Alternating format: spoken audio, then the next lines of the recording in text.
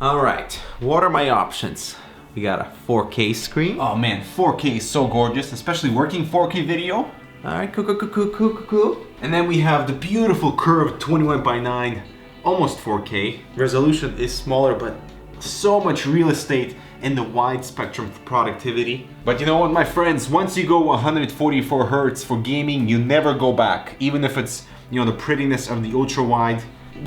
So if you're like me and trying to decide between these three panels and which one suits your purpose better, let's talk about all the advantages and disadvantages of using 4K, 21:9 or 144 Hz panels, because usually you don't get all three of those elements in a single panel. So we'll divide those into categories and see which one suits particular purpose better right after this.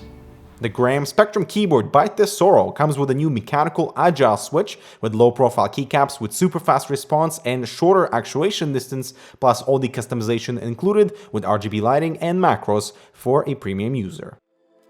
Okay, so let's start with what I've been using as my main screen for the last year, and it's the 27-inch 4K LG 27UD88. That is my primary work monitor on which I do everything. The extra detail of text and just fantastic color seals the deal, but that is only after settling, the scaling to 125%, because otherwise everything is just way too small. So real estate-wise, you get something similar to native 2560 by 1440 panel with a sharper image.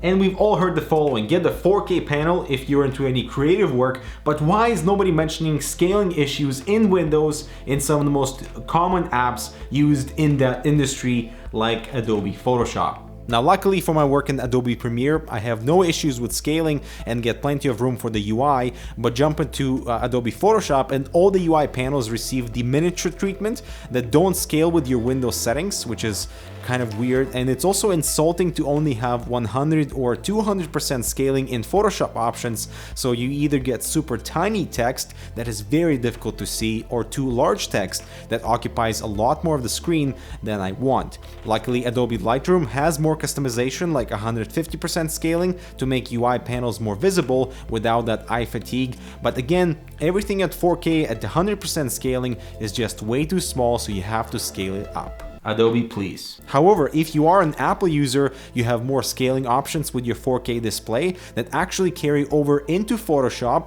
making it much more comfortable experience, because you get the benefit of a super detailed image without the annoying UI scaling inconsistencies that we find in Windows. But regardless, for creative work, lean towards UHD 4K because it's nice in here. It's nice and detailed, and not really 21:9, because as much as it looks cinematic and very cool looking, it just doesn't work for creative work. Oh, okay.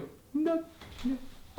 But having said that, the Ultrawide is a very unique aspect that is absolutely amazing for compatible content that fills the full screen without all the black bars on either side, but that is quite difficult to come by, and majority of the time you will still watch that 16:9 content with the black bars on the sides that I despise. And for video editing, the only advantage I find is the horizontally expanded timeline, and because we have the extra wide real estate, you can see more preview windows and comfortably have more UI panels open without overcrowding your software. So in that aspect, it's fantastic. But majority of the ultrawides are unfortunately curved. That for me kills the creative purpose, as all of your lines on the screen are skewed.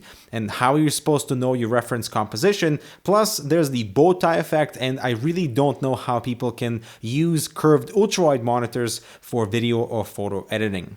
And resolution-wise, interestingly, this panel here has less pixels than the 4K UHD panel over here. So text is not as detailed in comparison. It's still pretty fine, but you can maybe make out some pixelation in font when looking very close. No way can you see pixels on that screen, so take that as you will. But for productivity, wow, really nice to have a stacking of windows, having 3 windows open side by side, very comfortable to view. You can do a lot of work without having to reopen things, and just a lot of wide real estate that is a major advantage on the ultrawide. Plus, finding that occasional media in the cinema format that fills the full screen is so worth it, in the sea of all the black bars.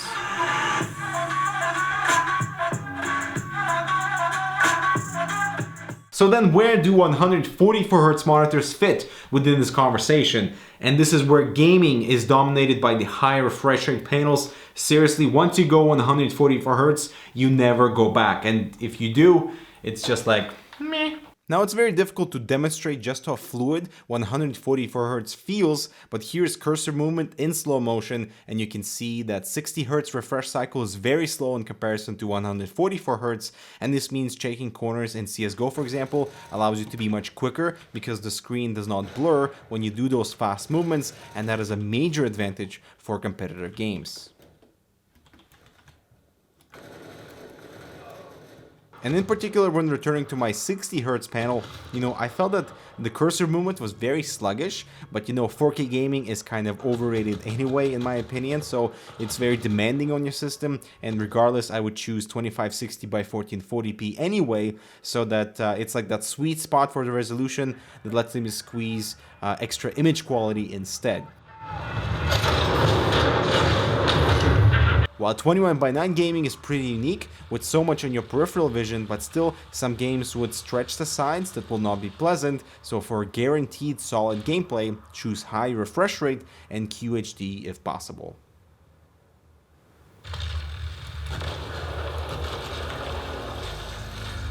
Alright, so let's conclude this conversation, and 4K UHD is awesome on the Mac. It's excellent on Windows, provided your applications can follow your Windows set scalings, not like Photoshop. But why would you want to game at 4K? I would prioritize on high refresh rate and good quality panel first, and then choose your resolution as the last deciding factor, based on your available budget and stuff like that. And as for ultrawide 21:9, it's a unique merge of high resolution gaming and also high refresh rate, because there are panels available with 100Hz in the ultrawide format that is very unique, but they're really expensive. So I would focus on the ultrawide format to be targeted for productivity with something that does not intersect creative work.